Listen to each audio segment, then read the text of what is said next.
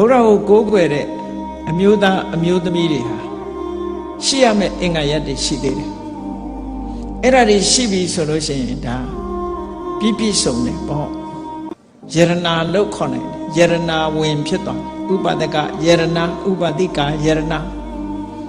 ယရနာစံဝင်ယရနာအမျိုးသားအမျိုးသမီးဖြစ်ဖို့ရအတွက်ဘာတွေလိုအပ်လဲလို့ဆိုလို့ရှိရင်နံပါတ်1ကဘုရားရဲ့ခုံကိုယုံကြည်ခြင်းဆိုတဲ့တတ္တာရှိရနံပါတ်2က၅ပါးသီလဆိုတဲ့သီလကိုခြင်းတရားရှိရနံပါတ်3ကဘာလဲလို့ဆိုရင်လောကီမင်္ဂလာတွေကိုမယုံအောင်ကောတုဟလမင်္ဂလာလို့ခေါ်တယ်လောကီမင်္ဂလာတွေကိုမယုံမဲနဲ့ကံကိုပဲယုံရမယ်လောကီမင်္ဂလာဆိုတာသိလားအခုကလူတွေပြောနေကြတာရှိတယ်လေ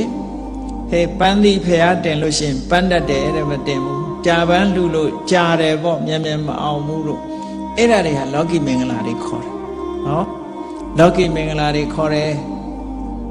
အဲ့ဒါမျိုးတွေကိုမယုံရဘူးတဲ့မြန်မြန်ကြီးပွားခြင်းလို့နေချင်းညာချင်းကြီးပွားခြင်းလို့ဂျင်းမင်ဆိုင်တဲ့အကြံအောင်လို့ကြံဆိုင်တဲ့နော်လေအဲ့ဒီလူဟာတွေကို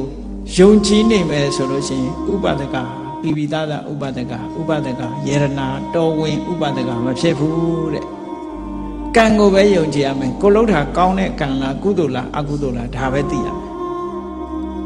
အဲ့ဒီမင်္ဂလာတွေကိုကောတုဟလမင်္ဂလာလို့ခေါ်တယ်ဟိုလူကပြောလိုက်ဒီလူကပြောလိုက်ဟုံလုံးလို့ဒီဟာဟုံလုံးလို့အေးဘုရားဘာသာဝင်တွေတချို့များကြီးသေးတယ်နော်ကြီးပွားခြင်းတော့ဘာလို့တော့ဆိုကြီးကိုအကြီးသွားပြီးပရိစိတ်ရတာနဲ့သေးသေးစိတ်ရင်သေးမှဆိုလို့လားမသိဘူးနော်အဲ့တော့ကြီးကိုကြီးတို့ဘာတို့ညာတို့နဲ့အဲ့ဒီမှာဆွဲတော်တောင်မှပဲ၄စုတရထဲဖူးရင်ဘာဖြစ်မယ်ညာဖြစ်မယ်နော်အမျိုးကိုစုံနေတာပဲကြိုက်ထီးကိုလည်း6ခေါက်တက်ရင်3ခေါက်တက်ရင်တချမ်းသာတယ်တဲ့ဟောအထမ်းသမားတွေ6ခေါက်ပဲကတော့မှာနော်ခုလည်းထမ်းနေရတော့မှသူတို့အများရန်ထမ်းနေတာပဲအဲ့ဒါလို့တောင်မစင်စားနိုင်အောင်ဖြစ်နေကြဒါတွေကအဓိကမဟုတ်ဘူးဆိုတာဟိုဒါလက်တွေ့မကြတာတွေကိုလောကလူတွေကယုံကြတယ်အဲ့ဒါတွေကိုမယုံဖို့အမှန်တမ်းအရေးကြီးတယ်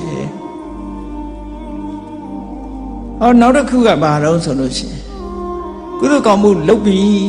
တကယ်ကိုကောင်းကျိုးချမ်းသာရဖို့လုပ်ပြီးဆိုရင်ဘုရားသာသနာကိုပဲလုပ်တယ်လှူပြီးဆိုလဲဒီသာသနာကိုပဲဥတည်တယ်ကြံတဲ့နေရာမလှူဘူးလို့ပြောတာမဟုတ်ဘူးအဓိကထားပြီးတော့လှူတယ်အဲ့ဒါဆိုလို့ရှိရင်ဒါဘုရားရဲ့တပြည့်ဥပဒကဥပတိကမှတော်ဝင်ယရနာတွေဖြစ်လာနိုင်တယ်တဲ့